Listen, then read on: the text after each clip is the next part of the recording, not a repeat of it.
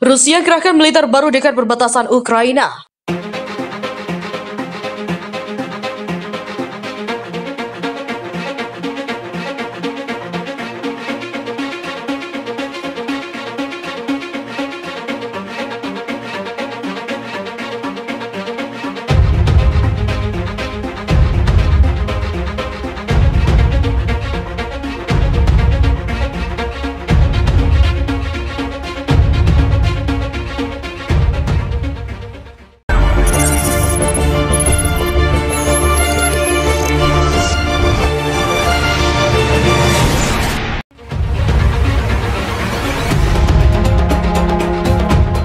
Rusia meneruskan upaya untuk mengumpulkan militernya di dekat perbatasan Ukraina dalam beberapa hari terakhir.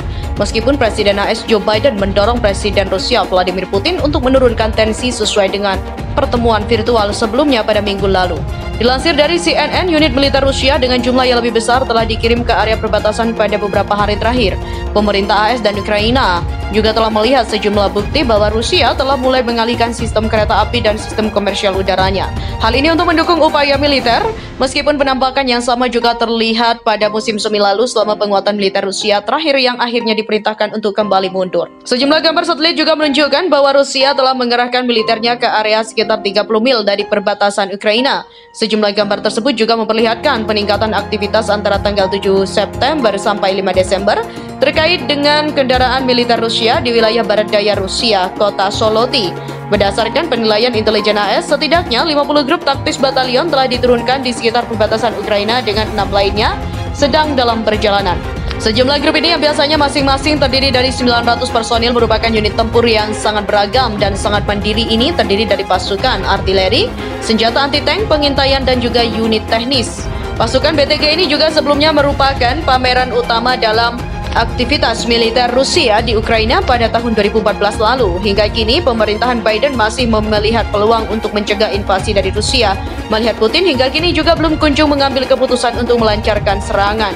Rusia telah meminta jaminan keamanan dari AS dan NATO, termasuk sebuah perjanjian yang mengikat bahwa NATO tidak akan melakukan ekspansi lebih jauh ke wilayah timur dan tidak akan mengizinkan Ukraina untuk bergabung ke aliansi militer. Dilansir dari laporan resmi Menteri Luar Negeri Rusia pada hari Jumat lalu yang diberikan kepada asisten Menlu AS Karen Donfried, alih-alih memberikan penawaran untuk memfasilitasi pertemuan dengan Rusia dan NATO terkait kekhawatiran Moskow, Biden justru memberikan sinyal bahwa AS tidak membuat konsesi atau janji apapun dengan NATO atau masa depan Ukraina. Pernyataan Biden tersebut juga disetujui oleh Sekjen NATO Jens Stoltenberg dengan memberikan pernyataan melalui sebuah konferensi pers pada hari Kamis. Pihaknya percaya bahwa dialog tersebut sangatlah penting, terutama ketika masa sulit saat ini, dan undangan ke Moskow untuk bertemu di pertemuan NATO-Rusia hingga kini masih berlaku.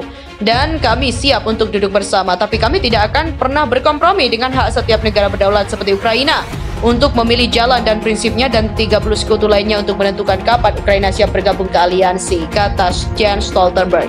Sementara itu, Rusia terus menolak bahwa pemerintahannya telah mengerahkan militernya untuk melakukan invasi, tetapi Putin telah menegaskan bahwa Rusia memiliki hak untuk mempertahankan keamanan dan menghadapi kemungkinan dorongan NATO ke arah timur. Sedangkan pemerintah Ukraina hingga kini juga terus mendorong sistem pertahanannya seperti misil Patriot dari AS. Rusia menuduh Ukraina memindahkan peralatan artileri berat ke garis depan pertempuran dengan kelompok pemberontak pro-Rusia, meningkatkan kembali eskalasi di perbatasan Donbas. Juru bicara Kementerian Luar Negeri Rusia, Maria Zakharova, mengatakan langkah Ukraina tersebut mengganggu pembicaraan damai, negosiasi penyelesaian damai praktis menemui jalan buntu dengan dukungan negara-negara NATO yang memompa negara itu dengan senjata aktif membangun pasukannya di jalur kontak di Donbas. Dia menambahkan, Ukraina sebenarnya hanya perlu memenuhi kewajiban berdasarkan perjanjian Minsk 2014 dan 2015 guna mengakhiri konflik, di mana sejauh ini belum ada tanggapan segera dari Ukraina. Namun sebelumnya, Ukraina membantah tuduhan Rusia berencana untuk merebut kembali wilayah Donbas dengan paksa.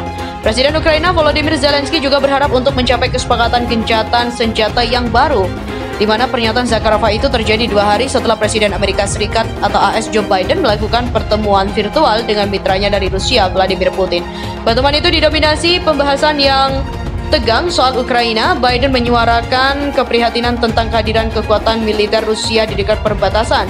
Dia juga memperingatkan Putin bahwa Rusia akan menghadapi konsekuensi ekonomi yang serius jika menyerang Ukraina.